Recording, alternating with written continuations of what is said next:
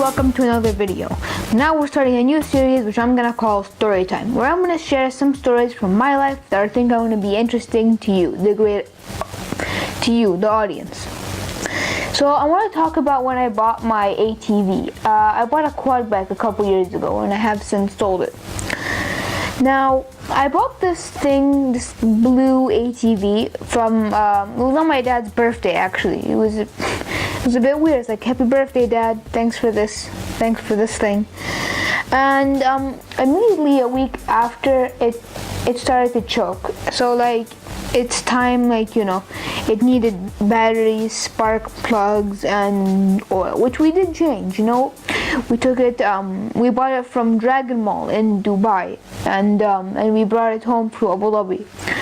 And it was mine from the very beginning. So like, when we bought it, we asked them to take us to the warehouse to get a brand new one in the box, which then they assembled. So we had to take this thing a lot to get fixed, and we took it to a place in Musaffah. Well, this place is called Musaffah, and to get it there from our house, you need to put it in the car. And we didn't have any fancy trailer or anything, so we had this gold van, Chrysler. I'll put a picture of it here, and here, and here, and here, and here, and here. So we had to take out the seats from the back, and these seats were heavy. These are like, huge coach chairs, nice seats. So we had to take them out. We take out like all four, and then the thing goes inside. And then what's really annoying is that how the oil would leak or the gas would leak, so you'd know if that ATV was in the car. And then to get it in, we'd use these random pieces of wood which would just scratch the bumper. So we had this bumper with knife marks and wood scratches on it, and it was just messy. Although that car was for roughing it, really. And this ATV thing really made me the coolest kid on the block. Everybody noticed me, from my friends to the girls to the adults to the elderly. Everybody watched me. Everybody was like, hey, look, it's Saed, he's coming, you know what I mean? They could hear me coming from far away. And this brings me to another point. That thing was really, really, really loud. So I would do what I called terrorizing. So I'd get on, and then I'd turn on the motor and go on drifting on the streets, and people would get really, really annoyed. It got to an extent where somebody took a picture of me and put it on the Facebook page of the area, saying, watch out for this kid. And there was another kid actually. After a year after I had it, some other kid moved in, and he was younger than me. He's half my age, and he has a Yamaha, and he influenced other people to start making fun of me, and he would make fun of me as well, talking about, oh, look at your quad bike is really garbage, look at my Yamaha. And my only reply to that was that I know what I bought. I know I paid very cheap, very little to get this Chinese bike for just roaming around the area, home to restaurant, KFC, home to restaurant, back home. That kid didn't really bother me at all. Now, there was this, there were two really major breakdowns that kind of deserted the bike. It just made me not want to use it anymore. The first one was when the exhaust fell off. I was just riding around, and there are some mountain areas, unfinished construction. I was just jumping off of things and doing what any kid would do, and boom, I smashed on a rock, and the exhaust pipe cut open. And I was still accelerating because I was about to hit ground. And when the pipe cut, it was really, really, really loud gust of wind and exhaust and black smoke, and I thought the thing was gonna explode initially, but then I realized that it was fine, really. And then the second one was that chain and axle fell off.